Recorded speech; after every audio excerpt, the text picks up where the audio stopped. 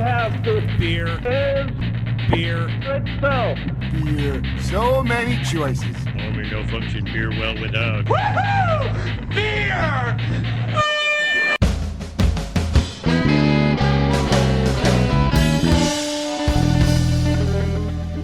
Hello and welcome to another episode of Beer Busters. We will bring you the news and reviews, of course, of your favorite brews. I'm Dan Baker, joined by my co-host and brewologist, Steph Hefner, and the demented and fermented, Wayne Baker. Broadcasting podcasting tip to anyone who ever thought about sitting behind a microphone and letting your voice be recorded. Do not take a gulp of Coke Zero before you start talking. I tried real hard not to burp during that.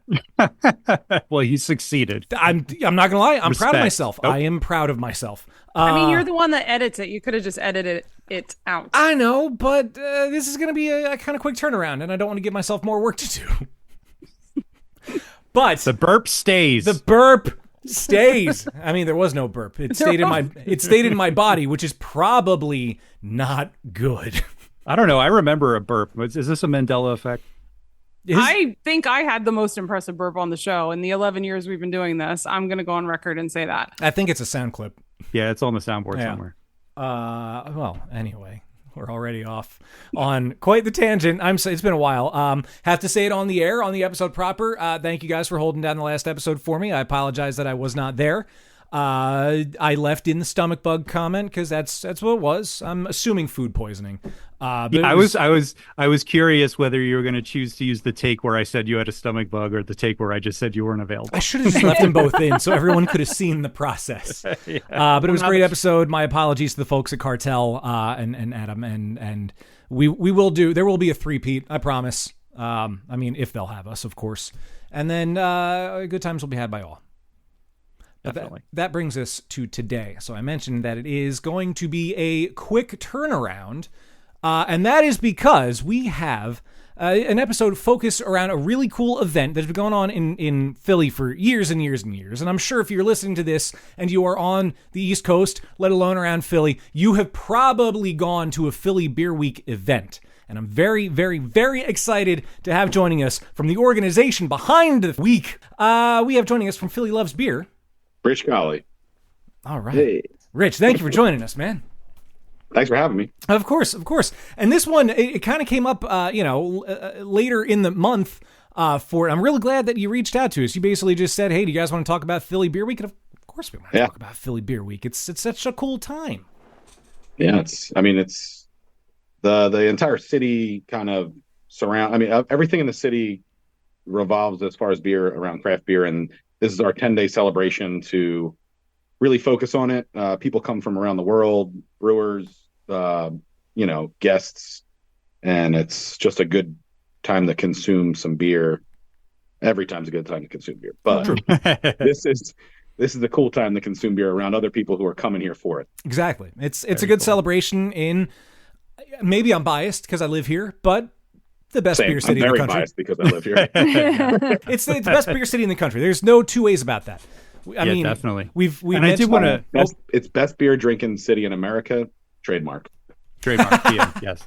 I also want to mention, I'm sure longtime listeners may know, but we spent some time way back in 2013 at that Philly Beer Week, and we met some like really cool famous beer people, and that was like the year we started the podcast. So that was like one of our first like really like official like beer people, like, going out and doing beer things and meeting cool beer people. So like, yeah, we've been fans of Philly Beer for all right. I'm going to time. put you on the spot. Who'd you meet, and who do you remember from that particular beer week? Laura Bell. No, Sam Cool. Calgione. Well, I met Sam Calgione who's at the 2011 Beer Week. Sam. When he and the homebrew chef did the event at Notting Hill in 2011. That was awesome. epic. That was I still actually follow that chef. He's out in California. Yeah, he's great. Yep. He was here when NHC was in Philly. He was here also. But in 2013, we also met David Walker. Oh, I was gonna say dreamy David David Walker. Firestone. I'm Oh, like, right. brother. I wasn't there At- for that. I was At so Memphis upset. Tap Room. Wayne and I did at Memphis Tap Room, RIP. Yeah, RIP. I always loved how Memphis Tap Room did the insane tap list all 10 days where it was just something different constantly. Mm-hmm. 2010, Yeah, I did the vegan beer dinner at Memphis Tap Room. Was it 2010? Wow.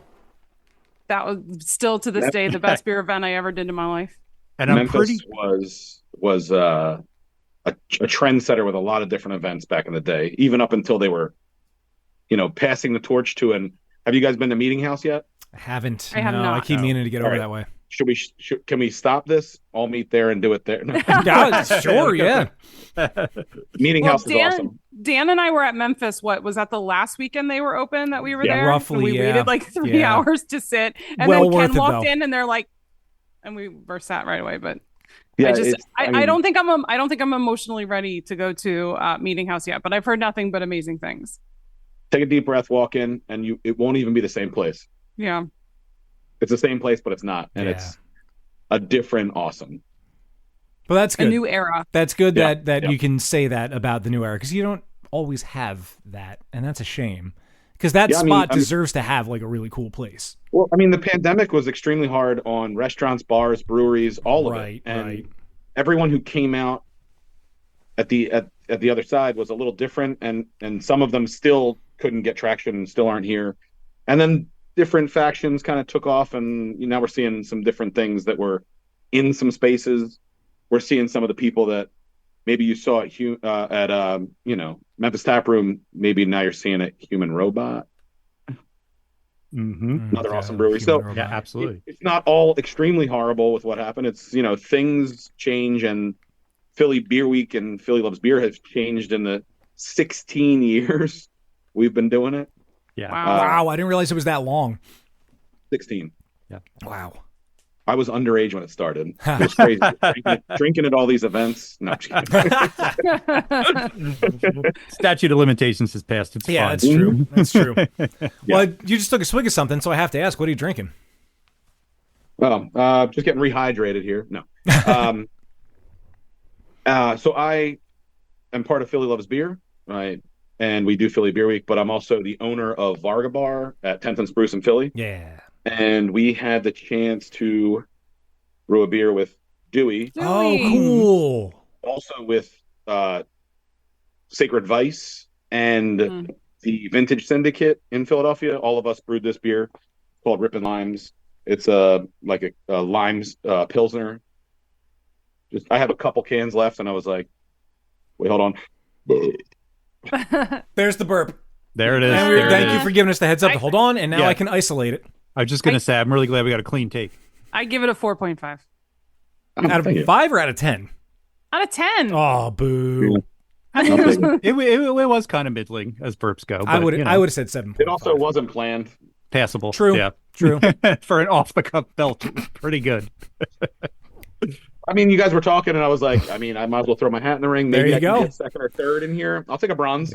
Yeah. Yeah. How far we have come as a podcast. Yes.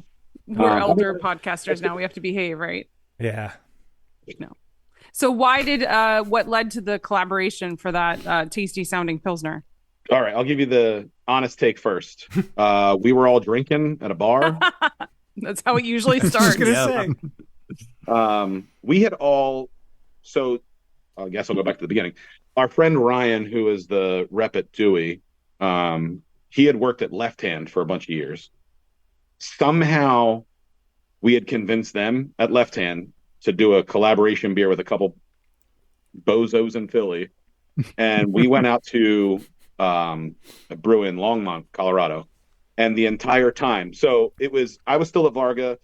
The gentleman who works or owns part of the Vintage Syndicate was still with them. Our buddy Ruby, who is now part of Sacred Vice, was with 2SP, I believe, at the time. So we were all just drinking at one of the bars in Philly, and we thought we could sneak by Left Hand, like we're gonna brew a Bud Light lime clone, and we're gonna make it banging. And no, they caught on real quick. They were like, so we did a Kaffir lime saison, which you go to a iconic brewery like Left Hand, and you brew any beer with them and have any collaboration with them, any brewery, the brewer is really the driving force. We're just the idiots that get to talk and kind of hang out. And we do, we did a bunch of the legwork, and that's the whole point of it. But yeah, so that's how it started. And then when Ryan eventually, I think, 10 years later, moved on and he went to Dewey, we were like, let's make that, I'm not going to say the name, That lime refreshing Pilsner. summer beer we'd love to drink. Yeah. So we were like, we can make a better one. I mean, there's a bunch of beers that you want to drink in the summer. A lime Pilsner fits that, which is kind of funny because last week I actually brewed a beer with New Ridge Brewing out in Roxborough. Oh, Oh, they make some amazing lagers. I've been Yeah. there for trivia. They have cool trivia. Yeah, bam. So that's one of our buddies, and we kind of were collaborating. It was Varga Bar and Lucky's Last Chance out in Manayunk and Philly, and we brewed a Mexican lager. It's gonna have some citrus to it, so it's lemon, some lime. But yeah, something light, easy drinking because it's gonna come out for the end of beer week, which is Philly Beer Week is May 31st to June 9th. So if all goes well, it'll be nice weather. Who knows? Yeah. It could be 50. It could be 90. Who knows? I would take 50. Yeah. I'm over this warm weather. Well, you mentioned earlier that Philly Beer Week has experienced some changes. So I guess, do you want to fill us in on what are some of the changes? Yeah. I mean, I think industries have had changes and people have had changes. So everything has changed. I hate always talking about the pandemic, but that's kind of a benchmark for it where that created change in everything. And Philly loves beer. gotta get the logo in. Yep. Repping the I t-shirt. have a red version of that shirt. Mike, I should have worn it. I got the green, the Phillies red, the Sixers blue. We're still working on a Flyers one. I guess we got to wait till they get a little bit better. Oh, yeah, it's shots probably, no, fired. that's a good idea. I was saying that to somebody the other day. You have to go back to the 70s for that. Yeah, it's been far too long. Yeah. We got that young kid coming up. Either way. So yeah, I think with the pandemic, things had to change. We pre-pandemic, we had an executive director whose salaried job was to run Philly Loves Beer and to, throughout the year, set up events, do events, be a part of events. And when you're not allowed to be a part of big events because we can't have people in a big space or, a large group, that kind of shifted what happened. And unfortunately, the position was no longer there. And it stinks because we had someone who was awesome doing it. And we had a bunch of volunteers who worked in other bars, ran other bars, owned other bars, and breweries and distributors. It was a good group of people. But because the world changed, we also had to change and kind of almost disappeared, frankly, because we kind of lacked the leadership immediately. And also all the events that we as bars and breweries and distributors kind of run, it really thrives off of let's put as many people as we can in a space to enjoy beer in some form.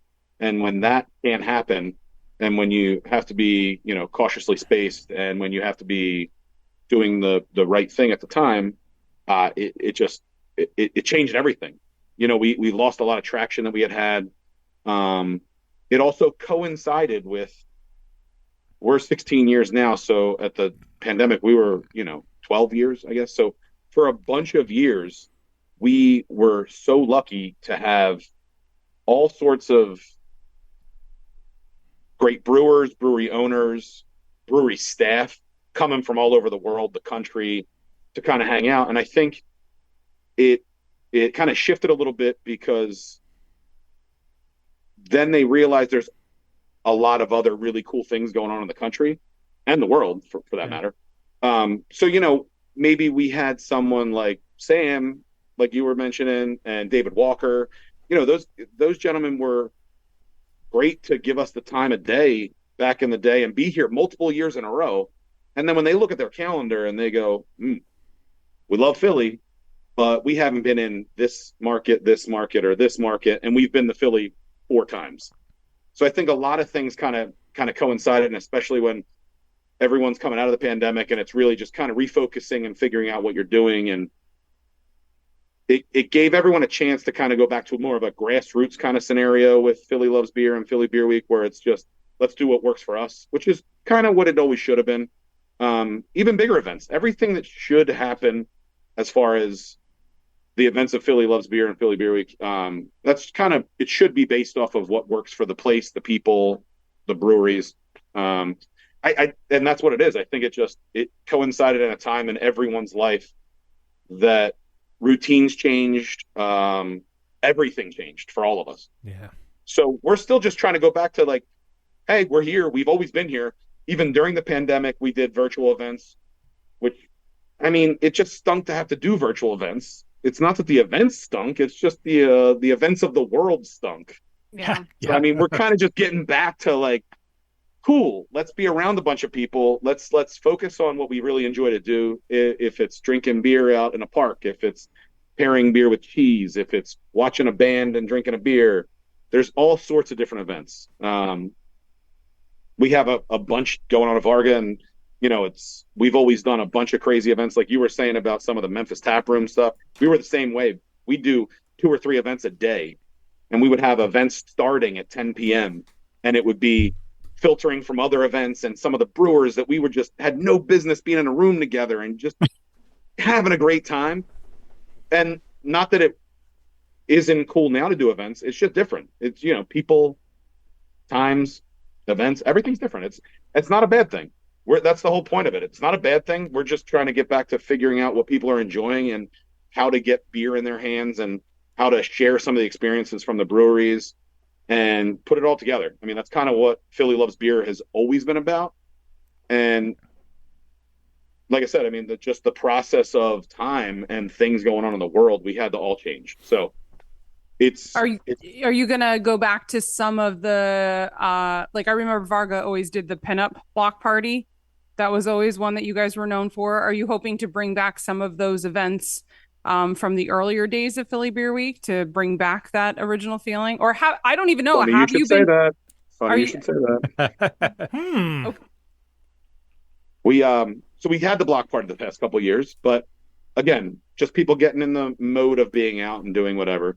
But we do have the block party planned again this year. It's always one of those things that lets us focus on kind of summery beers for the hopefully not 50-degree weather and maybe hopefully the 90-degree weather or 80-ish. I was going to say, let's split the difference. Yeah. Any day of the week. 70, 75.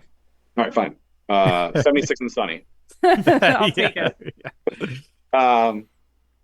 Yeah, I mean, so for us specifically, we have a bunch of stuff planned. We've always had the idea that do as much as we can within whatever. And there was a bunch of years where as much as we could was like 30 events. So that's crazy. Yeah. That's not what the brewing industry needs. That's not what the bar industry needs. That's not what we need. That's not what the customers need or want. So we've scaled back a little bit. I think a lot of people have scaled back, and I think that also breeds some of the events that could potentially be really, really good, because I mean, you have some small events that are really kind of honing in on what is awesome about just sharing a beer. That's really cool. And then we have a baller event that's been happening the past couple of years in Philadelphia, and it's Log Jamming. It's a lager festival. It happens now at Cherry Street Pier. And people, brewers, beer, and people are coming from all over the world. Yeah. I mean, that's the epitome of Beer Week and what the Philly beer scene should be about. They're Human Robot. I know that they wanted to do something cool, and they did. I don't know if when they were sitting down in that first meeting and they were like, let's do a lager festival. Yeah. I don't know if they knew where we are now. And like Ken and those guys, like, I mean, they kill it over there, and they're also, it's just a great thing to be like, that's from Philadelphia. Like, yeah, we have that. That's part of our beer culture. And everyone has to experience it. Like Wayne and I were there last year. I'm hoping you guys will be there this year with me again. I have my VIP tickets. But you just have to be there to appreciate like especially now that it is at the Cherry Street Pier. It's such a gorgeous location, and Mhm. they are still adding breweries to this list. Like, it is Stop! insane. Don't say it like that. They're gonna stop. Keep keep adding. No, I just keep saying, like, how am I gonna? I'm like, you can't drink all these beers, and that's okay. You can't, like, it's going to be okay. But yeah, I'm a bit of a curmudgeon when it comes to Beer Fest at this point, because I think I have done so many of them, and I'm over the Beer Fest vibe. This one's different. But this is just like, it is like hanging out with like your favorite people drinking the most amazing beer. And Yeah. I love it because it's the people that brew the beer, the people that own the breweries, and like, it is the event that they all want to be at and want to hang out at. And it's just, there is a feeling at that fest that like you don't get You at can- other, feel like other beer fests. You can It's tell kind- when a festival is curated, and like the people who are behind it care about it, and they're not just trying to push the tickets. I mean, like I said, we've been to a million of them. The one that always sticks out in my brain is Brewphoria, because that was always curated, and it was also the brewers, the business. It was people who had a more vested interest in being there, instead of, oh, it's another account, I have to go talk about beer for 2 hours. It was people who really wanted to talk about it, and so did the people who showed up, the customers. The cool thing about log jamming is you have that intimacy of Brewphoria, which was at Canal Street in Reading, if anyone's familiar, where you have that intimacy and you have the brewers there and the people who really care about beer and want to talk about the beer, but you also have like the big crowd and the big space that you get at like AC Beer Fest, but you don't get like the riotous, crazy chaos that like you get at a big fair. It's not So it's like overwhelming. it's a nice in between. You know, it feels intimate, but it also feels big. It's very cool. And I I mentioned about all of the breweries that they keep adding, but it's not like adding beer just to say we have more beers there. Like, the breweries that are there and the beers that are going to be poured there are chosen for a reason. And that's what frustrates me, because it's that. No, like, you want to really experience every single. It doesn't help that they give you a third of a liter as your tasting glass too.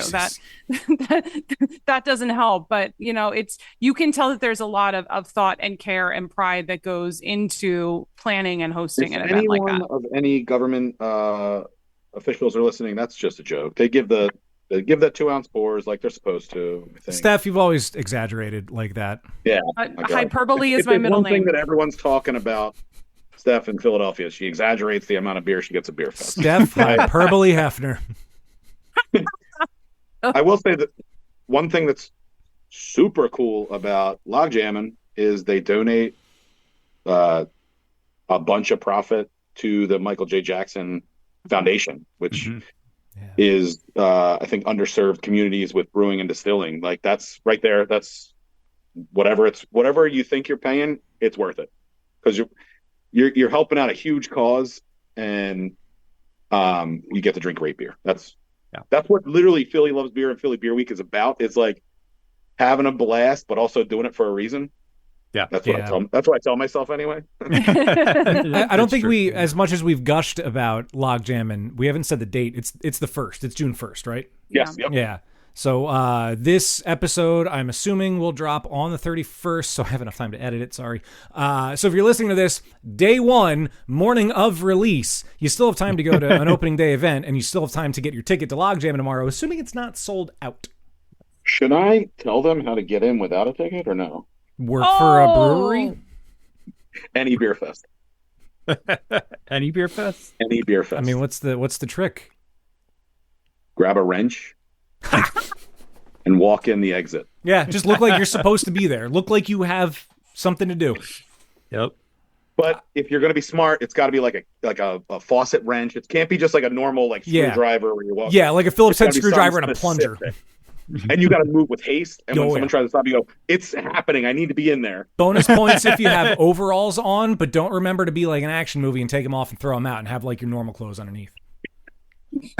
Toss them in the river. It's right there. Worst things have Like, been in if that river. anyone walking around in their underwear got a wrench in their hand, someone should see if they have the bracelet for the event. Yeah, sometimes maintenance people, it's so hot and they got to keep working, Hey. I'm not judging. Oh my goodness. But So you should where- buy tickets Yes. because it's going to a good Right. place. Right, 'cause it's going to a great cause. That's why I'll be standing And it's by the gonna be a exit. great event. Anyone showing up with a wrench, I'm going to tell you to go to the front. I'm gonna tell you to go to the Go to front. the front. So how can people like find out what events are going on? Does Philly Beer Week have a hub or a website of some sort that all Yep, of the yep. events are going to be posted? So one of the changes that kind of affected us in a bigger way was not having our director. So it's all volunteer. And so a lot of the things that we used to do and we're able to kind of get the word out and, I mean, for lack of a better term, like spend some money and get the information to people. It's, again, back towards more of a grassroots. So we have a website, phillylovesbeer.com, and we have a calendar of events. And as breweries, bars, distributors, as anyone finalizes their event details, they can upload them. And the only thing is they have to do is agree to the code of conduct. You know, there was a period of time that enlightened a lot of people in what was going on and maybe some of other industries as well as the beer brewing industry. And we just want to make sure that people are focused on what's important with how to keep employees, customers, and everyone at a festival, everyone safe. So the only thing they have to do is agree to the code of conduct. They can upload their craft beer event, and it'll be at phillylovesbeer.com. I think we have something like, I don't know, I would say like 25 events right now. I mean, we still have a couple ourselves at Varga to upload just because we're waiting on details. And then I know a bunch of people I reach out to are when I'm like, upload the event you. We're just trying to get all the information. Just get it up there. Yeah, just like, and you know, I know a bunch of people are looking because they're debating which day of work am I taking off? Right. Is it Tuesday because of Monday, or is it Wednesday because of Tuesday? Mhm. There's, I mean, like I said, and we've talked about it in the past. You know, there was you could just take any days off and you just figure out what you're doing. Yeah. Now it's a little bit more kind of diligent. You know, Varga included, where we used to have 3 events a day. We are picking and choosing what days we're doing. We have a beer and whiskey event that we have Lou Bryson and John Hall. I wanted to bring that up. I saw that on the calendar, and we had Lou on years ago. And granted, yes, it's because he was a beer writer, but I was at the time a budding whiskey enthusiast, and now I would consider myself a full-blown whiskey and bourbon enthusiast. But I learned a lot from him, and he was just such a cool... What's your pour every day? You're at home. You- You just get done. What's the pour in the glass that you sip? Okay, you gave a straightforward answer earlier. Something I got to give you two. My kind of like workhorse, good priced bottle of bourbon is Elijah Craig. It just, for me, hits exactly the right spots. Lately, I've come around to Evan Williams, though. Yep. I love Evan Williams. In fact, a couple of Yeah, years ago, yeah. we've got family in Vegas. I went to visit them out there, and my uncle knew that I was getting into whiskey and bourbon, and he bought me a bottle of Evan Williams for the week. It was so nice. And he had like little rocks glasses in there. I just sat there, just, pouring my little drink here and there. But yeah, Lou's such a cool dude, and he obviously knows his shit. So I'm that one is what, the 4th I think I saw? For us, Varga, yeah. June 4th. June 4th. Okay. I'm gonna see if I can make that event, because that's really cool. And like the tagline literally is, you get 4 beers, you get 3 whiskeys, and you get all the beer and whiskey knowledge you can consume. Yeah. John and Lou are tip top in the fields, and Lou being the whiskey side of it, which also has this giant beer side of his repertoire. Yeah. It's just like, that's one of the events. I mean, we have about half the tickets sold already. I'm hoping we sell out completely, because I want to lock the front door and just be like, I want to sit there and listen to these two talk about beer and whiskey. Yeah. And that's the whole point about Philly Beer Week. And we're talking about how things change. You know, we're doing a beer and whiskey event. I see some beer and cheese things going on. I see a music event, a drag show. You know, there's a bunch of different components that are now involving craft beer for Beer Week, which is cool. You know, I got to say, from a customer perspective, I really appreciate the fact that you're going back to basics more or less for 2 reasons. One is because, I mean, like you said, you get to focus on, the really cool events. You get to let them shine so they don't get lost in the calendar of others. But another is, I always had FOMO. I was so cautious about which events I would pick to go to, that I just wouldn't really go to many at all. I was like, well, I don't want to go to that one when it turns out that would have been so much better. But I will say one of the coolest events we ever did, and Wayne, I think you were there with us. It was me and one of my friends, and we went to the dad joke competition. Oh, at Devil's Den. Yeah, that was so much fun. That was so much fun. Yes. That was one of the early, like, we were trying to figure out a way to do it again this year, like that kind of event. And I was like, that'd be tough to top because everyone I know who went to that one. And again, RIP Devil's Den. Yeah. They were. I was at their last drag show ever at Devil's Den. You were. I remember you kept posting stories about that. It looked really cool. It was such a good time. Anyway, sorry to interrupt.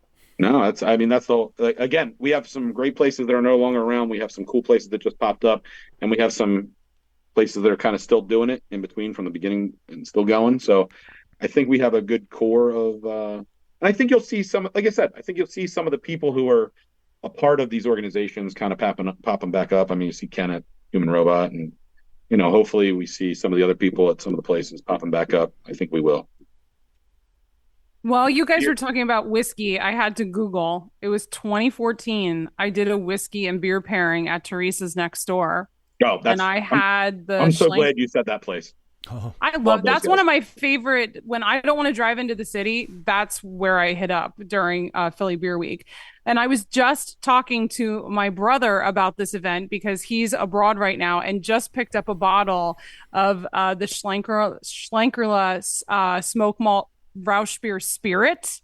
And he sent me a picture of the bottle. He's like, look what I got. And I'm like, I've had that. And he's like, what? How have you had this? And it was at Teresa's. I had that with their Rausch beer paired together. And I had a few other pairings, but that one stands out. Like, that event was one of the best tasting experiences, food or beer or whatever, that I've ever done. And I did an article about it on our website. It was 2014.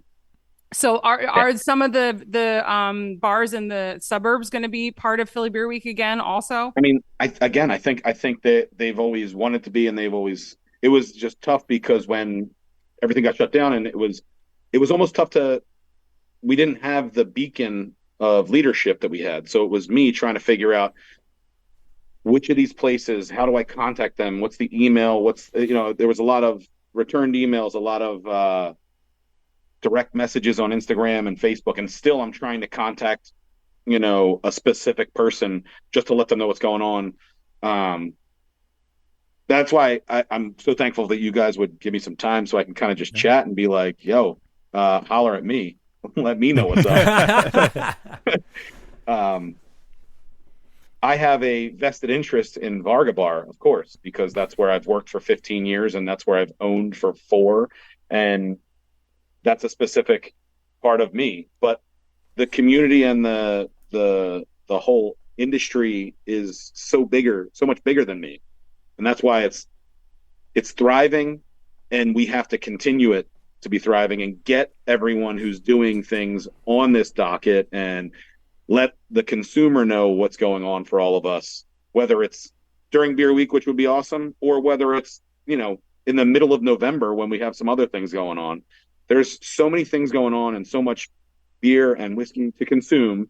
Like you said, I think that anywhere within, I don't even have like a specific, I'm not like, it's got to be in this range and it's got to be anywhere near us. Like, if you want to be a part of Philadelphia, I say Philly and Philly Beer Week and Philly area all the time. And I don't mean to shut out some of the other areas.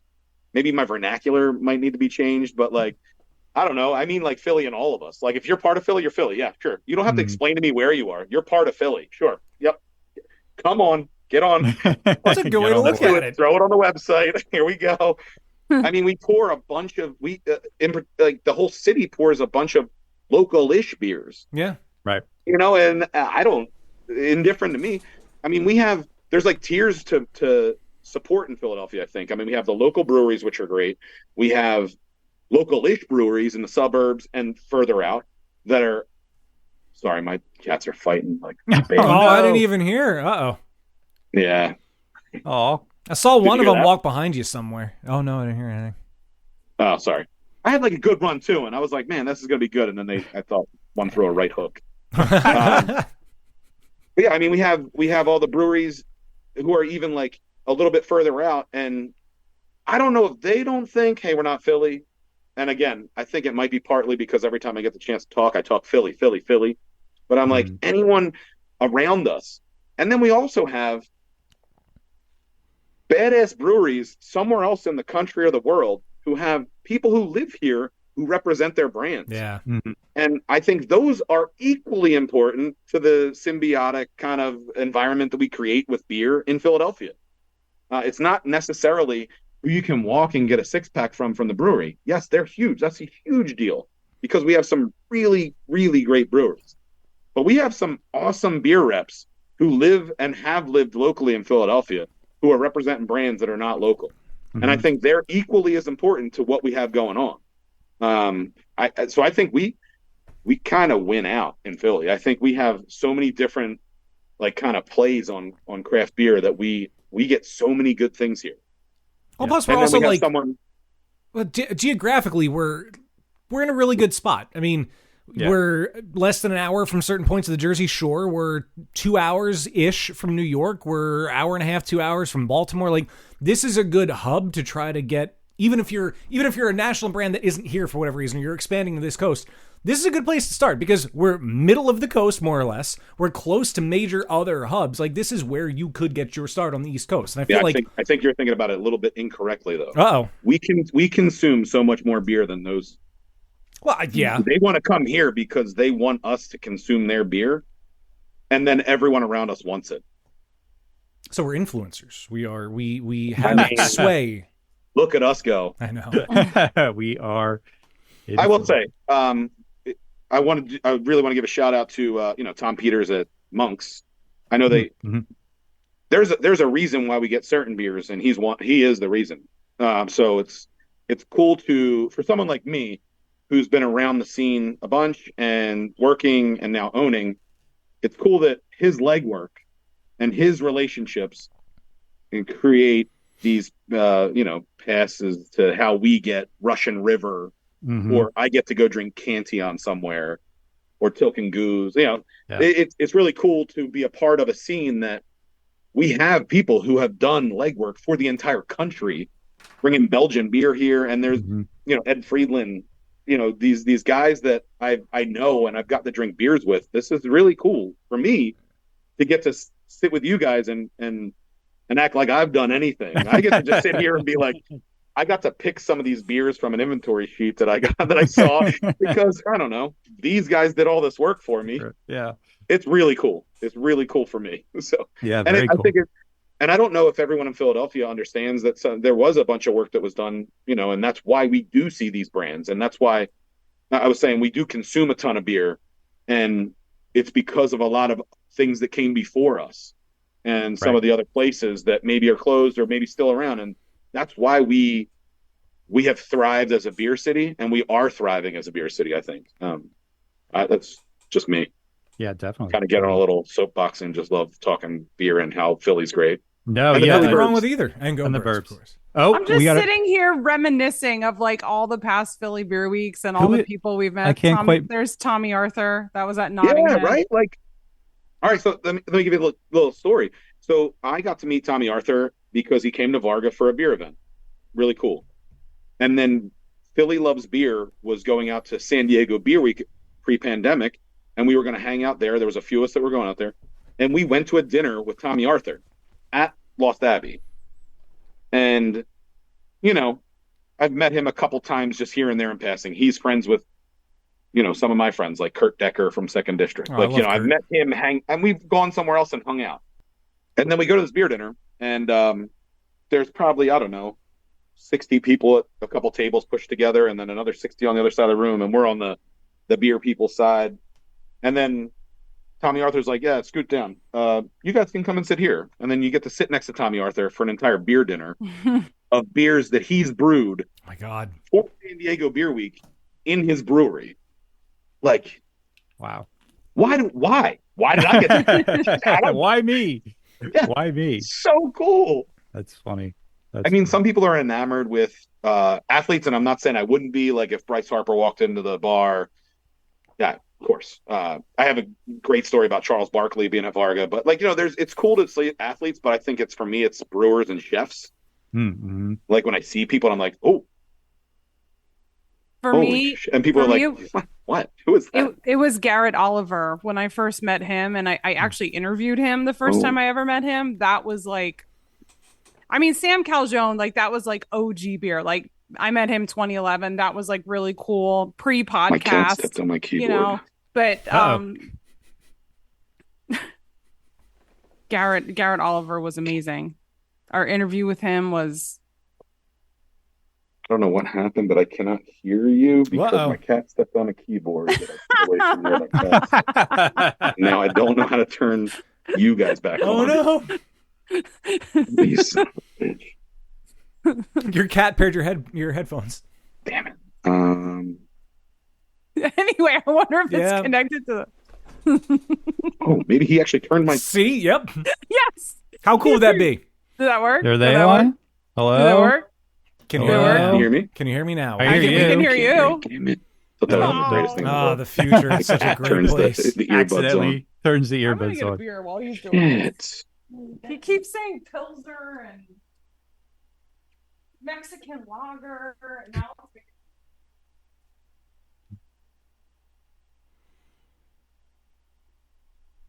Rich is connecting to audio. Oh, it says connecting to audio. Yeah. Oh, How about now? check 1, 2. Can you guys hear me? I hear you. No. Nope. Damn, how do I not hear you? How now, brown Good cow? practice, people. How now, brown cow? Damn it. How now, brown cow?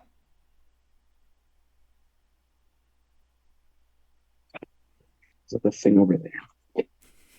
Oh no! Yeah. I'm over Mine's here clicking actually- around like there's something I can do. I know. about it. I don't know. Like I don't know what to do. What if he was just fucking with us? It's like, nah, I could hear you the whole time. I hear you the whole time. right. That would be pretty funny. Mm. That's good. What is it? Human robot something. Oh, I have a 4-pack of that downstairs. Oh, Schwarzberg. There's just a hint of smoked malt in this, and it's like, it's perfect. Yeah, I didn't want a beer tonight. Otherwise, I would be drinking that. It's so good. I have my hop water. I Oh. figured that's what you had. Crisp Aw. lime. New Trail. That's the beer that I got a 15 pack for $14 Nice. at the brewery. Nope. Check 1, 2. It's true what they say. Audio guys Damn can't it. count above 2. I wonder if he would leave and come back. Yeah, maybe. That might work. Will he be able to see our messages if I put a chat up? I think so. Yeah. If he's looking at the chat box. Oh yeah. my god. What? How Oh. stupid. Oh. He just managed to hit the speaker off button. I'm thinking it's something that I did, and I realized, oh no, he stepped on something. It has to be the one thing on here. That's I'm funny. like looking, I'm like, I'm plugged in over here. I'm like, it's not cords, it's not this, it's not that. Damn it. Sorry. I don't even, Uh, don't even Well, know if what I was saying. if it's any consolation, I think before you got on the call, Dan did a very similar thing with his audio equipment, so it's fine. Something didn't get Yeah, plugged what? in all the way, and there was audio bleeding over into other tracks, and it confused me. And I was like, "Oh, I'm just an idiot," and I pushed it in, and it worked. Look at that. Well, it's like I got out of work late, so I was running late. So then we started late, and that was my fault. And I'm like, man, I'm just wasting your time at this point. And I'm like, God damn it. No, Don't no, worry no. These things happen. We're all struggling with this technology. Yeah. The digital And future. honestly, the week that I've had, it's actually quite nice just sitting and talking about Yeah. beer. Yeah. Like Oh, when there's cool. so many other like bigger things going on in life, sometimes it's just nice to talk about something. Don't take this the wrong way, but something as unimportant as beer. We've dedicated an most- entire podcast for 11 years on it, so it's a little more than unimportant to us, but you know what It's I the mean. most unimportant, important thing in my life. Yes. Yeah. Oh, that's a really good way to put it. Yeah. That's a good quote. Everyone around me knows how important it is, but ultimately, when you think about it, you're like, we get to do this and things that revolve around this, and that's why it's really cool. Right. And that's why we care so much about something like Philly Beer Week, because we want to share that with other people and want to share that camaraderie and those moments with other people. I mean, there's something to be said about, back in the day, I think breweries are a newer place to kind of sit and share a beer. Even breweries back in the day, it was more like getting their beer to a bar, and the bar was the place you met people. Yeah. But that's, again, things change. So now you can be at the brewery, but just sitting next to someone, having a beer, anything happening, whether it's on a television, whether it's in front of you, and just kind of like sharing it over a beer with someone you don't know. That's that's just a cool experience to kind of have with each other. Definitely agree. Yeah. Well, while your cat was fucking with you, I went and got a beer. What'd you I get? am drinking the Volume 4 Dust and Stone from Human Robot, the Schwartz beer, which is unbelievable. I'm pretty sure there's a touch of smoked malt in this, which is just making it so fabulous. So Yeah. cheers to They that. crush it. In a city of, I think are you guys all local to Philly-ish? Yeah, I'm in South Philly. Wayne's in. Are you technically What's East your Falls? Yeah, I mean, Yeah, what's your wouldn't be the address? first time I've given it out on the podcast. I would edit it, of course. Yeah. Um, I'm in East Falls, Oh, gotcha. Yeah. I mean, close enough. We're all Yeah. in the same on vicinity. the edge of the burbs. Yeah. Yeah. But the burbs are the burbs. Like, again, I don't ever mean it like the burbs. I mean it like I say it as a kind of a term of endearment that Philadelphia and Philly, and I always say Philly, and like I'm not trying to out people and be like, wow, there's a cutoff where you're yeah. 13 minutes outside. No, man. Yeah. No. I mean, you out to Manayunk, Conshohocken, everything out that way. I mean, that's still very, very, very, very Philly. Even all the way out into Bucks County, like it's still a lot of Philly vibes. Well, so I've been in charge of Philly Loves Beer solo for the past 3 years. And we went from, having a paid director who crushed it and a group of, I don't know, 10 or 12 people on a board that were all volunteer and like people helping out. And then it went to just me. And it was not like, I don't say that like I'm not bragging like, oh, I'm the only one doing it. It's when shit happened and things kind of started shaking out, everyone's priorities, I mean, we all had to worry about ourselves. And I don't mean that in a bad way. I do not. I mean, it was like every day in Philly, something different was happening for a really long time. What could we have in our business? What couldn't we? What we had to do outside this. And like, I understand that a lot of it came from a place where some, people who were making decisions thought it was the smartest thing to do and keep us safe.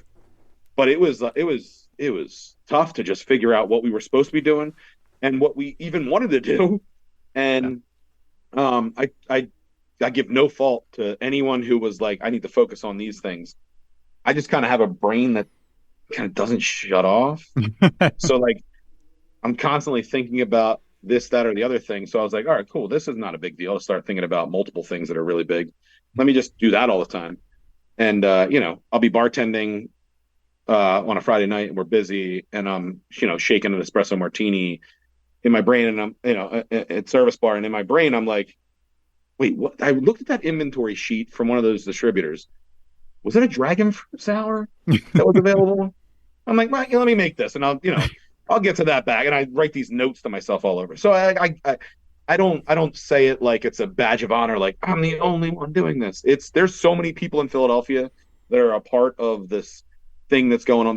I'm a cog in a wheel in Philadelphia, and we will get back to like kind of having whatever that means for the city and how it's best.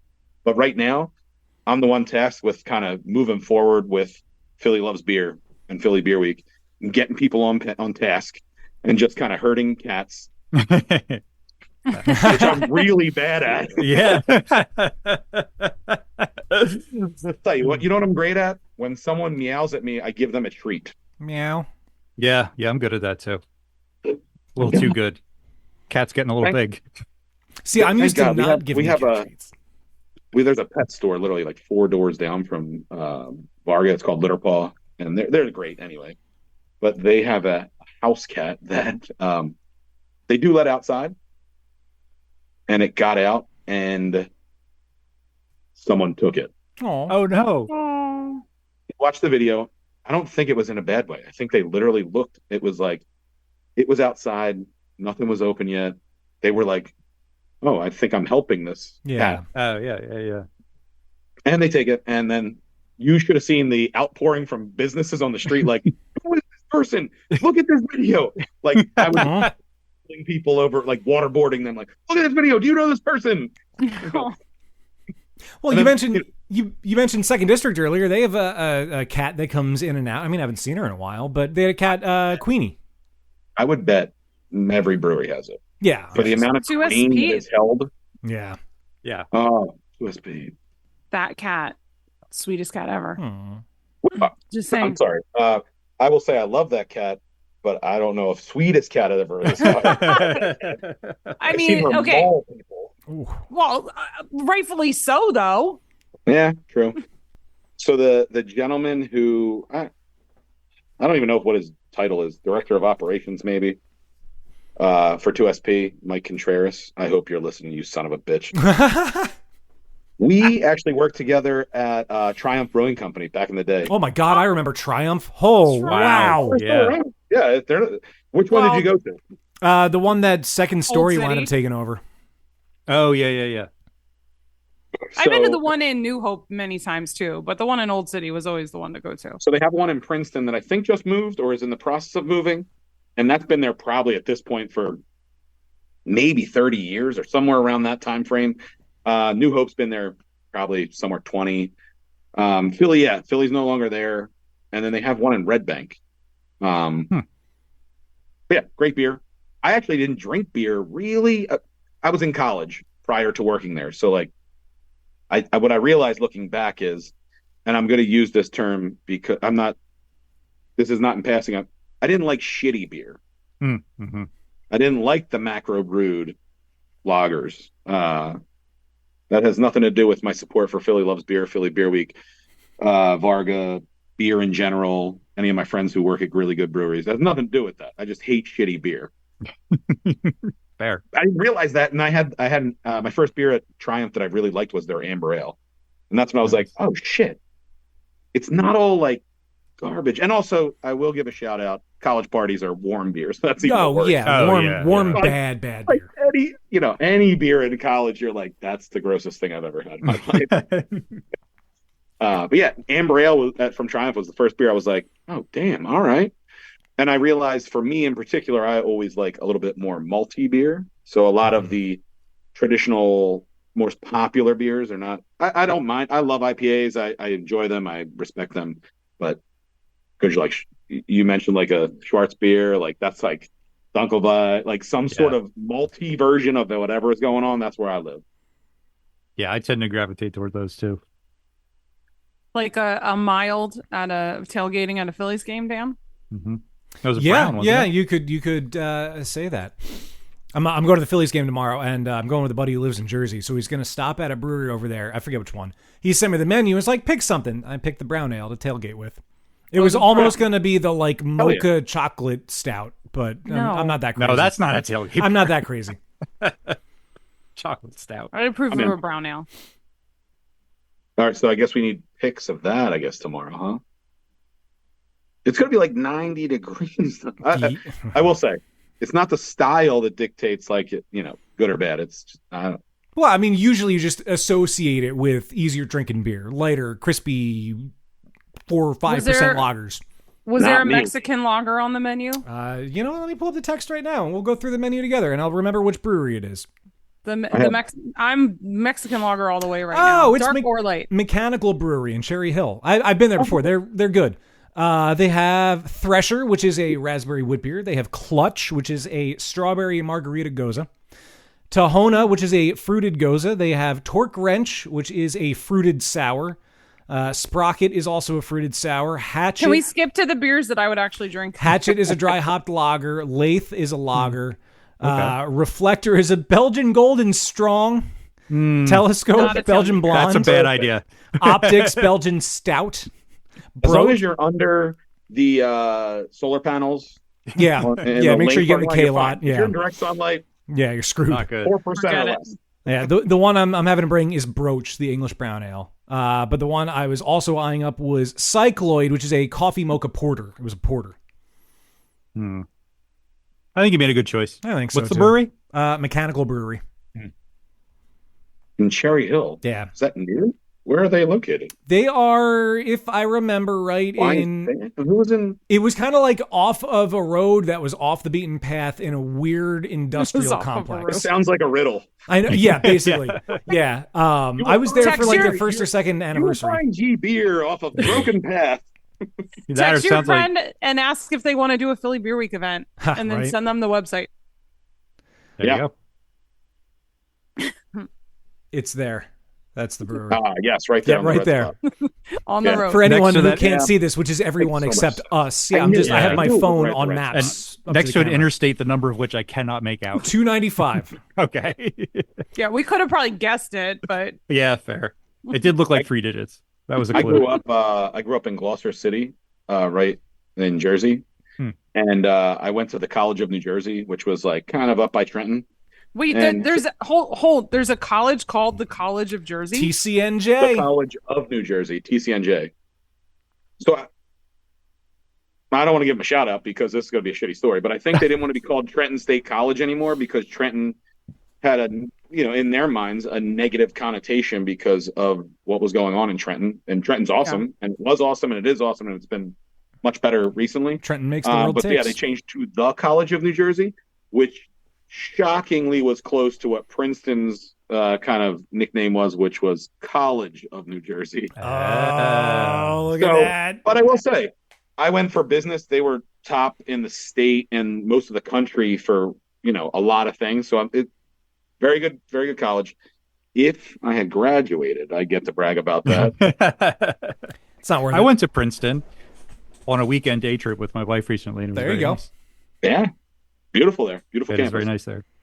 You're just wanted to very say- proud of yourself for that. I went to Princeton. I just wanted to say that. I worked an event for MMR up there when I worked for the crew. That's the only time I've There ever you been go. to Princeton. We stopped at a White Castle. I remember that. That was fun. There's a statue of Einstein. That was there. it. New Jersey was White Castle. Pretty much. It's Atlantic City and White Castle. That's it. Yeah.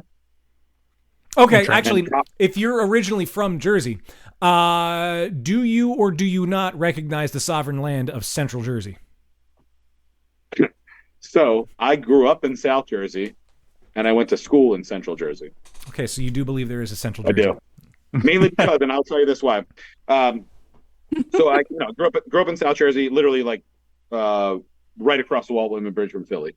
So that's that's where I am. We're low.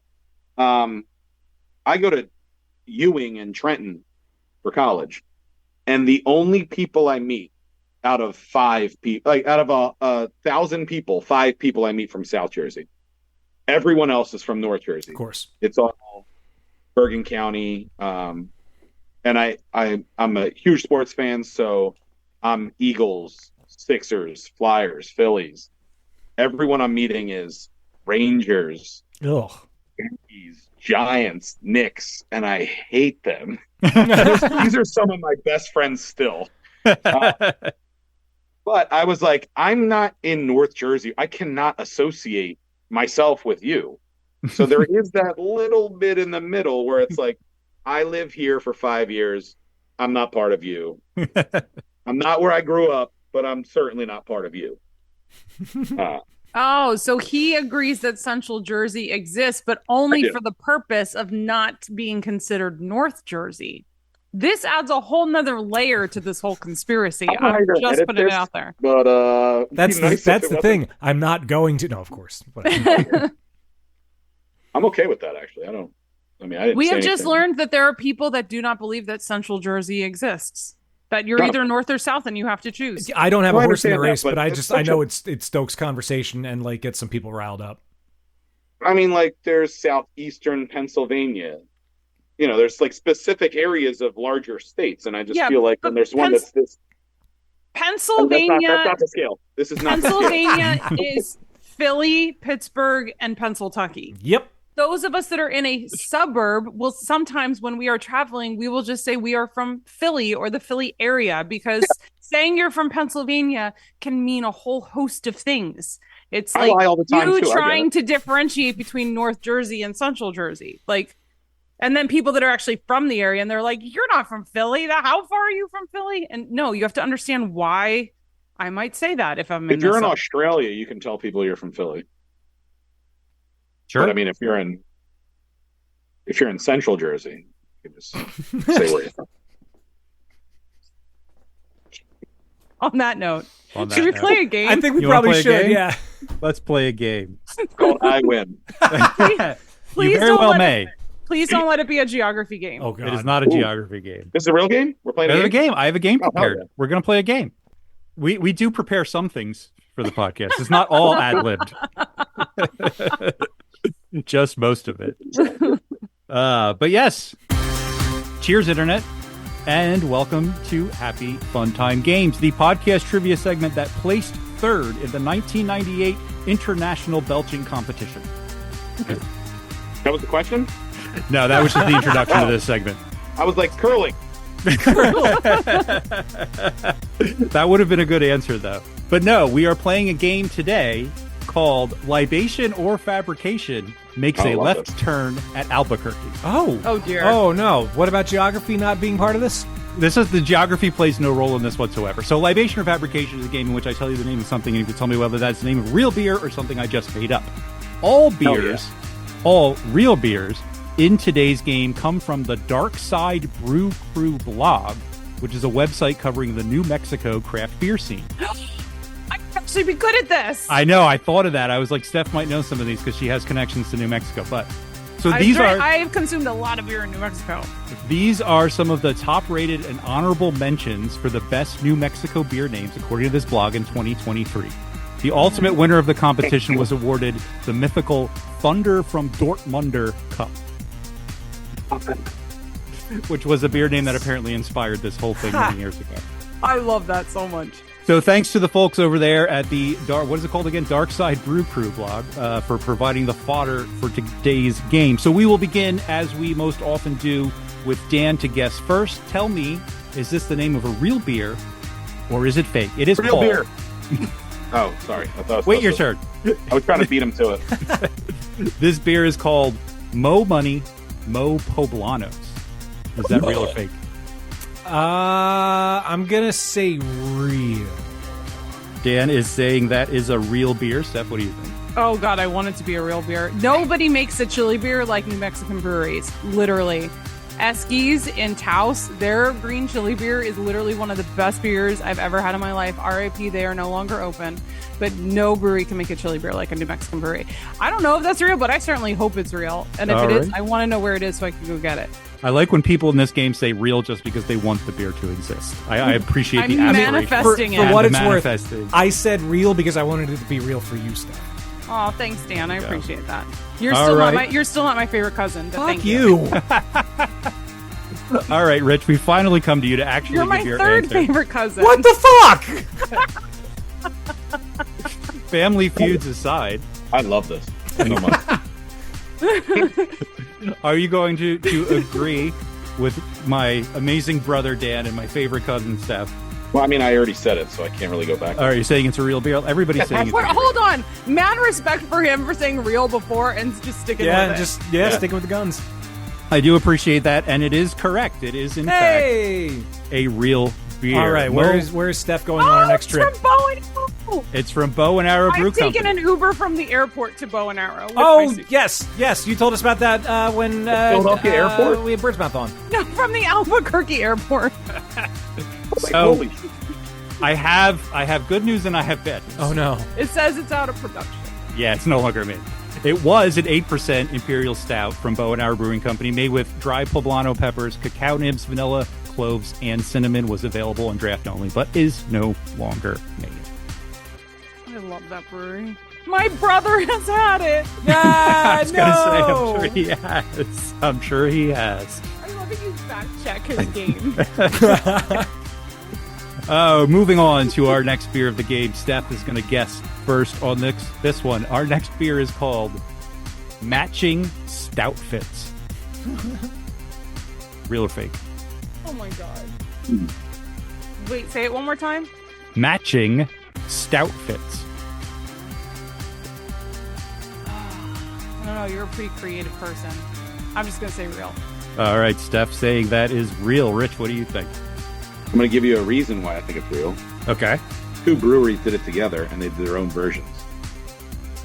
Okay. If it is real, it does have to be a collaboration beer. That's a very good point. All right. So we have 2 reels with very good reasons. Also, do I still get points if my reason was stupid? Maybe. There's always bonus There are points. bonus You might get potentially bonus available. points for your stupid reasons. You might. All right. Agree or disagree, Dan? Man, I don't know. I was gonna say fake, but you seemed Fake. so sure that it is a collaboration beer. Like, there was no hesitation. Oh, I'm up here. I have no idea. Yeah, you're also up here now, too. Yeah, I'm also thinking about this beer event I have planned, and I'm wondering what the draft list is like. So I'm all over the place right now. All right, fine. I'll go with the gut. Fake.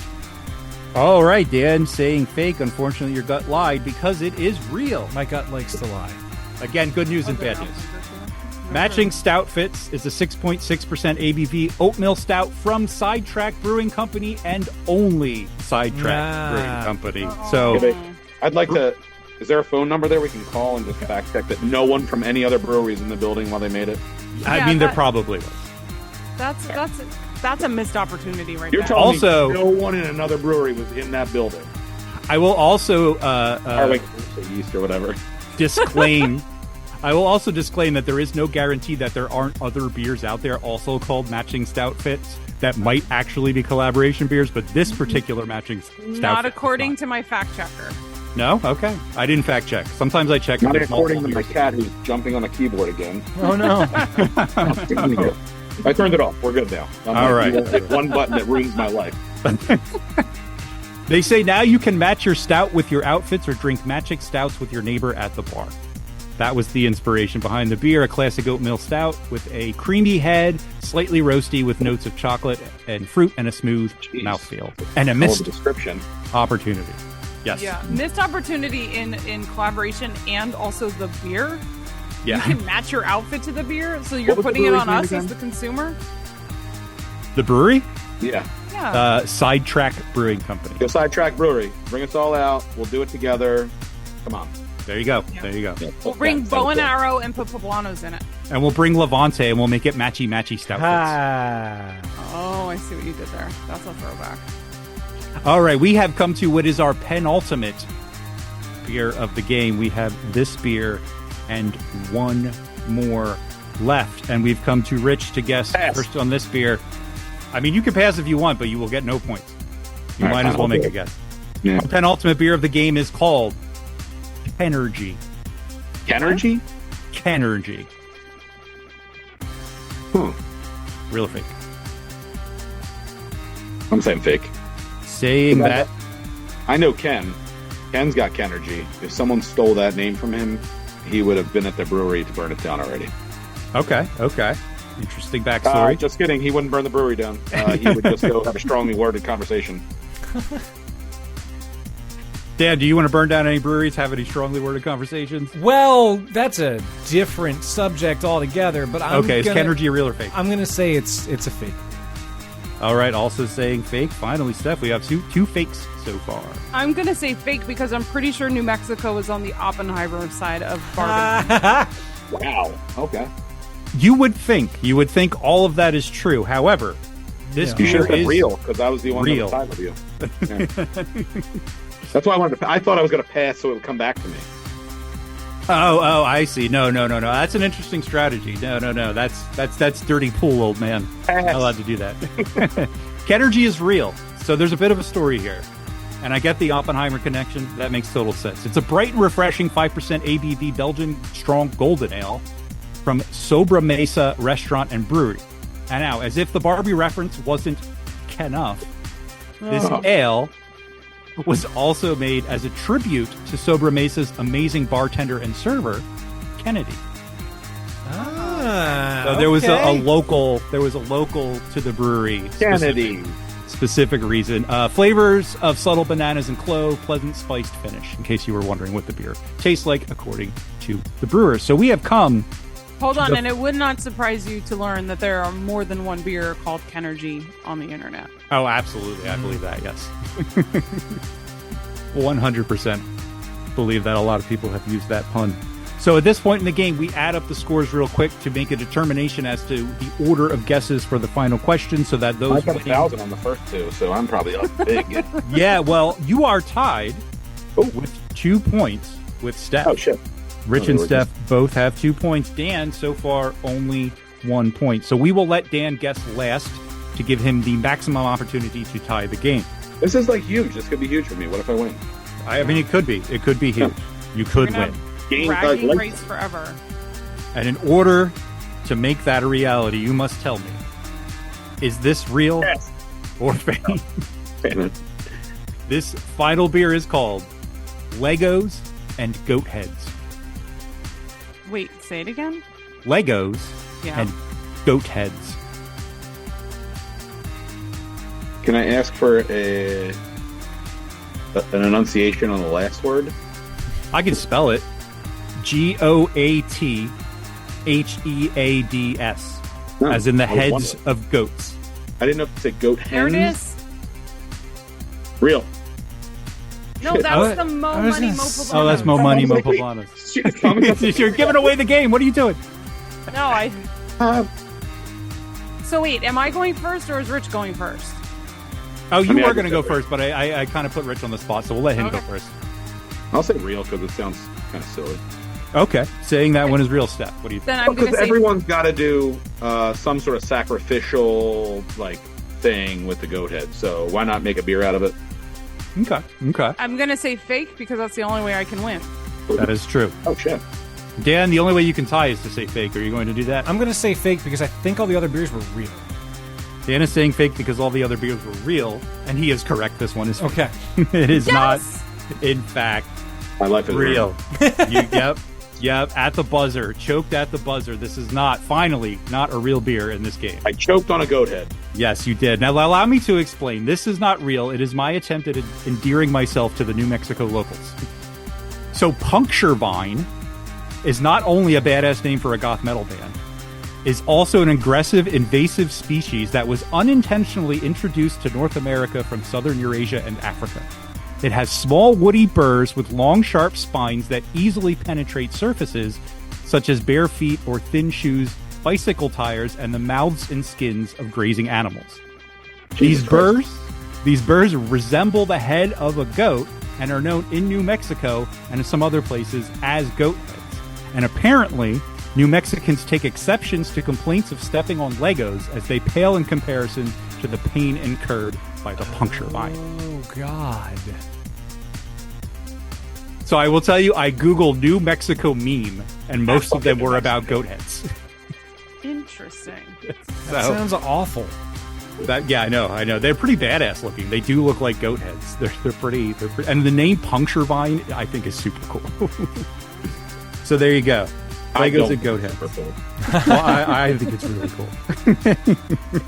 I want it on a T-shirt in heavy metal font, Puncture Vine. I think that'd be so cool. But anyway, let's see. a bunch Can of you make it a- it would just be like puncture vine and just branches. Yeah. And then you have to put fake tour dates on the back. Yes. Has to Philly be a Beer tour Week. t-shirt. It's just one of those that's got to be during Philly Beer Week. One of them. Yeah, that's a good idea. Little Easter egg. So we'll come to no one's surprised that with Pause. 3 points, Steph is our big winner today. I'm going to go ahead and give Rich a half a bonus point and say that he had 2.5 points. Just out of the kindness what? of my heart. Just because I feel like it. Because he asked if he could have one, and what the hell, why not? Dan, you have 2 points. Doesn't hurt to ask. It never hurts to ask. Thank you I guess all not. for playing. This is, of course, the part so of close. this is the part of the podcast where we shout out to our most generous patrons on Patreon. We would like to thank the following individuals for keeping the lights on here at Beer Busters, beginning with Jen McDonnell, And I think, oh, look at that cat. Eric Dixon, We never got it up. Dana, We're fucked. James Lambert, This glass is amazing. Chris Mahoney, We even soak the beans. Sean Sullivan, Professional metal drummer. Ryan Mills. Oops, I just sharded. Oh, Jill Shivers. As soon as you put it in your mouth, you totally get the banana. Joe, the one and only, that's no baloney, Joe Mansell. Definitely get the banana. Sorry, Joe, almost forgot your moniker. Topher Simmons. Them's my peeps. And finally, Ben Mangle. Yeah, that's a good, 9 inches. If you want to find out how you can get on this list and get other cool behind-the-scenes perks, go to patreon.com/beerbusters. Anyway. Can I ask a question? Sure. So, the people you just rattled off, they're people who support you, right? Yes. Somehow, yes. And they're probably, maybe they don't have to be local-ish, but they could be. Most of them are. Some of them, yeah. So if any of them want to come to Varga, those people you just rattled off for this episode, they'll each get a $25 gift card. What the fuck? Holy shit. You heard it here first. I don't know what their names were, but I'll get a list from you guys. But they also have to say whatever the clip was after them. Oh my god! I love this. Yeah. Okay. Yeah. Okay, I'm writing this down so I can post it on Patreon. 100%. And I love it in some sort of legal email form. Legal email. Well, I don't know if I can do that. Legally speaking. Right. My cat's my lawyer, so okay. Don't F this up, all right, guys? Yeah, or they'll fuck up our speakers. Yeah. Jesus. And the worst part is, so I have to go to my tablet, which is then, I have one of the left. It's literally a button that's shut off the audio. Of course. Oh, jeez. But also, all I had to do was click it off while I put it where I know he's going to frequent. And I would show you where he's laying right now still, but such a mess over. It's I'm sure you deal with people who they clean this much of the area. For the screen. Yeah. Man, this looks great. I have a wall with pictures on it. Yeah. There's literally a dead body right over here.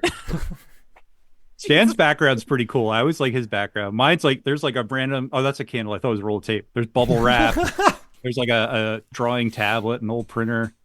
It's kind of a mismatch. That doesn't even work, that printer? No, it works, but we got it for free off a Facebook group. It's pretty old. Nice.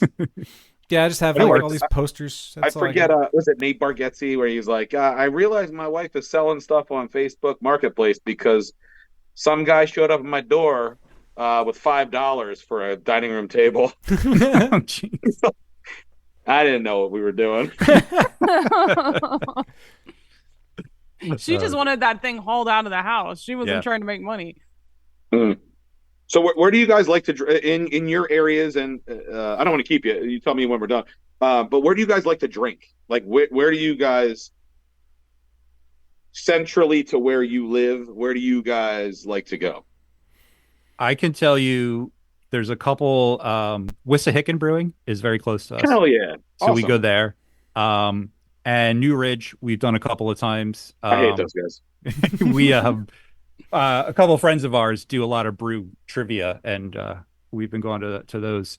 But locally, there's La Bus has a restaurant, and they often have local beers on tap.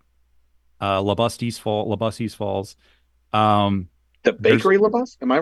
Yeah. They have a full service restaurant. And they actually have really good food. Yeah, I thought the same thing. I'm like, you're a bakery. What? Okay. And then I'm like, oh, your food's actually good. But yeah, they always have local beers on. And then there's another place called the Black Squirrel, which is an English style pub that tends to have cool beers on tap. There's also a place called Cresta, but they only have Dos Equis and Corona. So, listen, I mean, I promote Philly Loves Beer. I promote Philly Beer Week. I own a craft beer bar. I'm not saying there's not a time that you just give me a Dos Equis. I go there and get a Dos Equis and tacos. I love Dos all the Equis. time. Yeah. If people are drinking beer, or if people are drinking beer or non-alcoholic beer, or I'm cool with it. Yeah. There's times and places. Of course, my livelihood depends on craft beer, but there are certain times when I'm at Phillies game. What are you, crazy? You think I'm not going to drink a Bud Light Lime? Right. Yeah. Why do you think we started the thing? Yeah. But yeah, no, that's awesome. Yeah. What about you guys? Steph, go ahead. Well, when I'm in the city, we've been hitting Jose Pistolas a lot. We've just been in that area seeing a lot of shows. If we're on South Street, we go to Tattooed Mom. You have to. Magic Monster's fucking killer. Yeah, I mean, Memphis used to be my go-to all the time, but we go to Human Robot a lot. We go to Love City a lot. Also awesome. And so we're in the Reading area, which is where the three of us grew up. And we have the Barley Mow in West Reading, which is like our local spot, and Poor Man's Brewing in Ephrata. I'm there all the time. Yeah. He just makes the best lager. So, and Mad Chef. Yeah, we do go to Mad Chef a lot. Yeah. Awesome. As I have already mentioned, I'm in South Philly. No, I will not give you my address. But Ethan Buckman can give you his address. Does Ethan have my address? You guys talk about where you live every fucking. He probably knows your old. He's got the old one. Yeah, I moved. He knows your old. Yeah, address. no, Ethan was stalking me, so I was worried. Ethan was not stalking me. Just out of curiosity, what do you think the time frame for me right now, just picking up a phone, to figuring out where you might live would be? I don't know. This son of a bitch is licking my arm as I'm talking to you right now. I mean, I don't know. I feel like it's probably, in a way, Googleable. Nothing is secret anymore. Nothing is private anymore. I'd like to think it's going to take you a while, though. I don't want to say what I was going to say then, because that'll give it away. Like, South Philly's a big area. You go to Second District a lot. Thank you for fucking helping narrow it down. Yeah.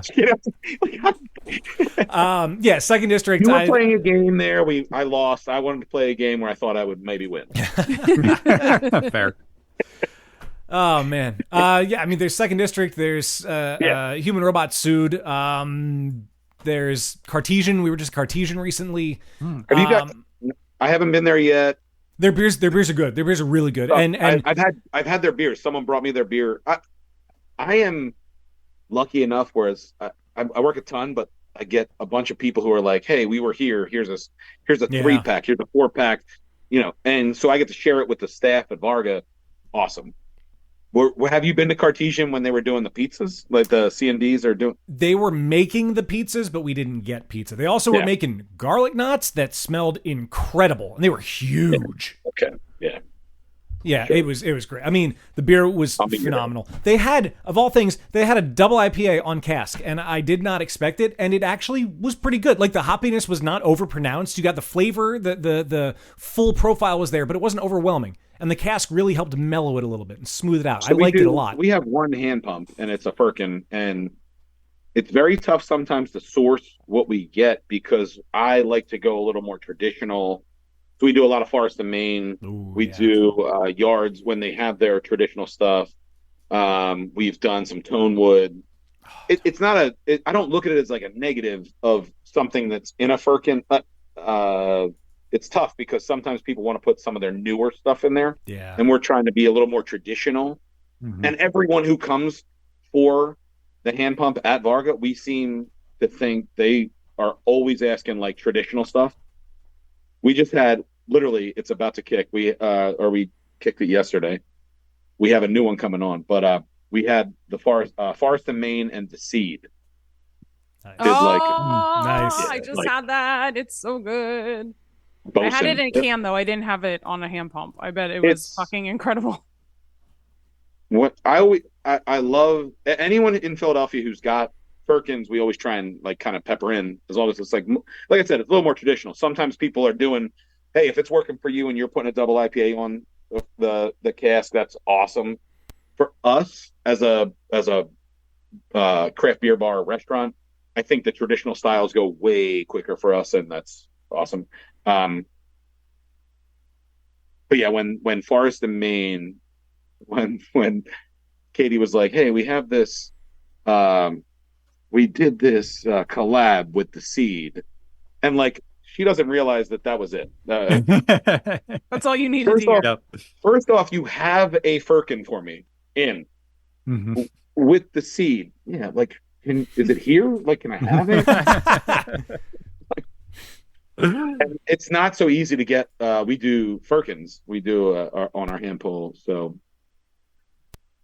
and it's not difficult. We can find them, but like I said, we do a more traditional style. So we always try and tend to wait for Forest and Maine or someone like we're like, do you have something? And like last week, it's like, hey, I know you have nothing in inventory. Do you have anything? And it's like, no. And then today I was like, hey, do you have anything? And they're like, no. 10 minutes later, Katie's like, we have one. I was like, I'll take it. I literally said, I'll take it. And then I read the email as to what she said it was. Because Cask Beer is great. I mean, I know Yards just did the Real Ale Festival. Oh, yeah. I think they had like 40 different breweries. I think it was somewhere around there. I'm not sure if that was a number. Were you there handing out your card? Like, let me know when you have a free Firkin. So I would love to say I was there, and I did hit them up and say, hey, I'm not going to pay for a ticket. Sorry, I'm not paying for a ticket. I'm going to swing by. I love... You just grab your wrench. Right. Well, I love his beer, and I love Philly Beer Week, but I do have a priority to the restaurant I own. So we were busy as heck, and I couldn't leave, it was great that we were busy. I couldn't walk out reasonably, so I was like, damn it. But I don't know if this is I don't know. I guess by this point it'll be real.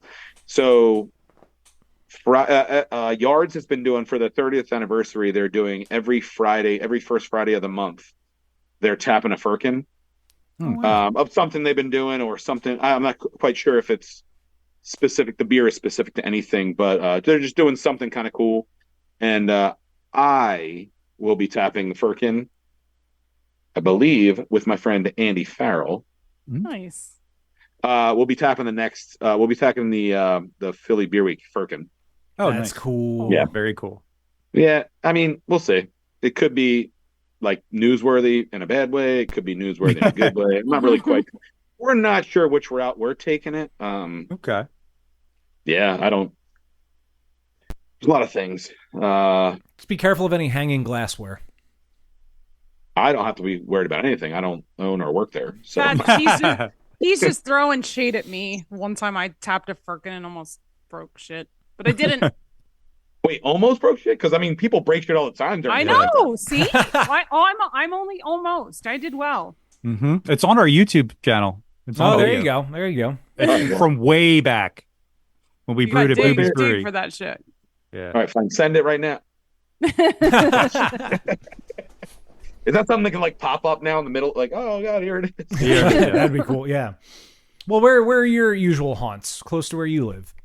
So, I lived in Northern Liberties for 16 years in the same place. Nice. My landlord was awesome. I didn't move because we had a handshake deal.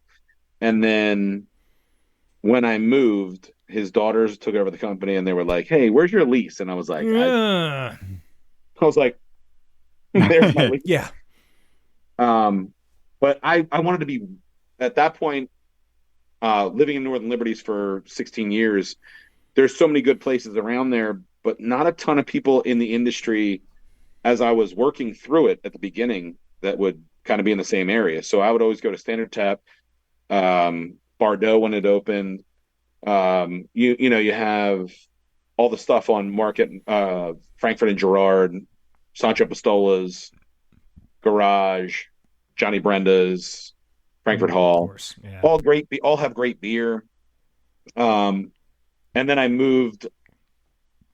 When I needed to move, I moved closer to work. I was like, I want a somewhat walkable. Of course, yeah. Can't blame you.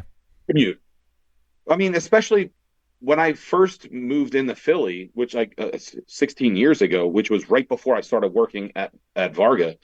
I'm calling a cab like, hey, you guys going to be here in the next, I don't know, hour? Yeah. Or do I have to start walking to work, which was not a big deal. Like I lived near, it was just more like, yeah, sure, whatever. And now at this point where you're like, where are you? I'm looking at my phone. Yeah. Where are you? Mm-hmm. But I was like, I want to be kind of done with that. Catzilla. Oh, Catzilla. Hi, Catzilla.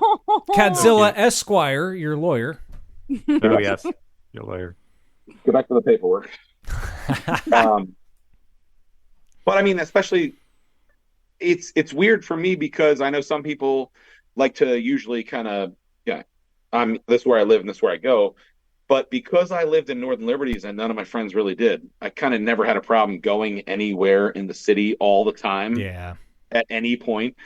So, I mean, I just love a lot of the beer bars. Jose Pistola's and Good Dog are so close, and they're in that little corridor where you're like, oh, I can bounce back and forth, have a couple. Yeah. Yeah, and their nachos are fucking amazing. Oh my God, yeah. Yeah, and then you're so close to Monk's if you want to stop over and have something that you can't have anywhere else. It's, around here, I do love Dirty Frank's. I love Locust Bar. Like, again, I promote craft beer my entire life, and that's what my livelihood thrives on. But it's silly not to realize there's a symbiotic relationship between a lot of things that maybe not what you do, but like things you do. So it's like, I'll go to Locust Bar, and before I sit down, there is a Sierra Nevada Pale Ale bottle in front of me. Nice. That's I may nice. not ask for one. I may not want one. But there it is. But it's There it is. I'm drinking it. Yeah, I think there's so many great places, in this vicinity of work for me. But yeah, I mean, I would always go. I'm down for wherever. I mean, a lot of my friends were South Philly-ish, so it was always hitting up Second District because we know those guys. It's also South Philly Tap Room. It's anywhere that's like in my brain. I'm like, oh, I saw them tap this. This was years ago, but like I saw them tap this. Let's go to Sardine Bar. I saw this. Like, let's go to Tattooed Moms. Let's go to anywhere. I'm always like, yeah. I'm cool with having a beer here and figuring out why we're gonna have our next 9 beers here. Right. Yeah. Yeah, no, I mean, that's all good spots. And it just goes to say, like, in your local area, wherever you are, there's going to be some cool spots like that, I would say, like, there's pockets of Philadelphia. Yeah. I mean, there's pockets everywhere you go, I'm sure. I'm like, this is not specific to Philadelphia, but there's pockets, and we'll have someone who's been a regular at Varga for 5 years. They move 4 blocks away. We don't see them for a year. That's because the next pocket over has awesome food, drink, beer, like everything they're looking for. And I think that's a cool thing about Philadelphia, that you can go 4 blocks and all of a sudden you're in a very specifically cool neighborhood that you weren't in 4 blocks before, and you might pepper in here and there, but now you're there. Yeah. Coffee shop, like I said, brewery, or Center Cities. We don't, we have some cool stuff going on, like with Iron Hill there. But not so much brewery for Center City, but everywhere else in Philadelphia, there's things just popping off. Yeah, definitely. That is very true. So I have to ask the obligatory question, and of course we want people to go there if they want to learn more about Philly Beer Week and see this cool calendar that we talked about. Where are they going? So I got to be honest. I was trying to go with what you were saying earlier, where you're like the middle of the road, and I was like, that's a riddle. If I could remember what you said, I would have spouted that off immediately. Man, that would have been good. I think they should probably go to phillylovesbeer.com. Yeah. Bam. That seems like the right place to go. It does. Right. So phillylovesbeer.com has a calendar of events.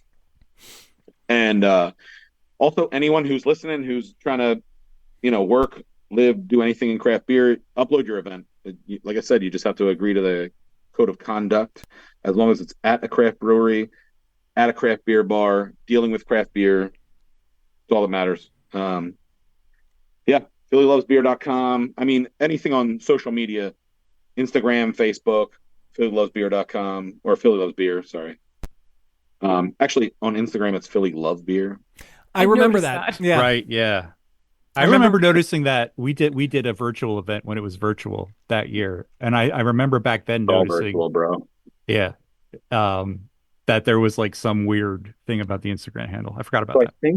I think that's pretty me in the organization, but I think someone had Philly Loves Beer. Yeah. And then when we started, we just took Philly Love Beer. Yeah. And at this point we have 20,000 followers. I mean, like, you're like, no one's gonna notice. Yeah. Right. I'm literally looking right at it, and I didn't notice it until you said it. Right. And that's why I try and tag as many things, because I'm like, just tag back. Like, just right, hit the button and go. I don't think anyone's looking and going, is it the 20,000 follower thing, or is it the like 10? Yeah. I also That's did fine. want to just give you a quick shout out. I do appreciate that you guys have a non-alcoholic beer I and wanted to cocktail say event. that too. Yeah. I think that's really awesome. That is something that we've been really exploring on the podcast lately, and I think it's a very important pocket in craft beer. So that's super cool that June 6th you guys have an NA beer event. Yeah. Any beer and don't NA think- cocktails too.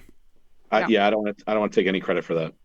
That's my buddy Jesse Andriozzi has been 3 years booze free. Nice. And it's awesome to see him through his journey. And he's always been a supporter of me and Varga.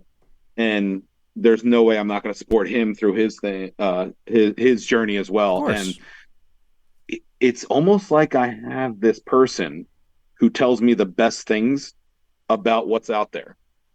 So, I mean, we do a ton of craft beer. And then he gave me a couple different beers that are like, these are the good ones. These are the ones that are close to what I think were beer. And then we get them. And then he'd be like, I like this one. And then we get them. And he's like, hey, we have these things. And I would get them. Because it's like, I'm about inclusivity. Philly Loves Beer is about inclusivity. Yeah. Philly Beer Week is about inclusivity. Yeah. But also, it's really cool that I have someone who's going through it and knowing the best of the best, where it's not just, here's some cranberry juice, here's some orange juice, here's some soda water. Right. Which is what we did. Is what we did as a mocktail. We'll say mocktail. Now we just have cocktails that we make that don't have alcohol in them. Yeah. And he is working with Curious Elixirs, and we use them in a bunch of things. And it's enlightening to realize how many people, whether they want to drink all the time, none of the time, or they don't drink at all. It's cool that we get to incorporate that kind of stuff. So we have, I think at this point, 7 or 8 non-alcoholic beers and probably about 7 non-alcoholic cocktails that are a little bit more well thought out than just some juice in a glass. Yeah. And it's all him. Like I said, shit, can you cut this? I don't want to give him any credit for this. No, we're definitely not cutting it now. Yeah, he's been, I think, in Philadelphia driving force, but also he lets everyone know where they can get the things that can make some options better for people, which is cool. Right. And we all know people in our lives that it's the best thing for them. Yeah. Yeah. I like drinking beer, and at this point in my life, I'm going to keep drinking beer. I have people who I know that they don't drink beer anymore, and that's why we want to give them options.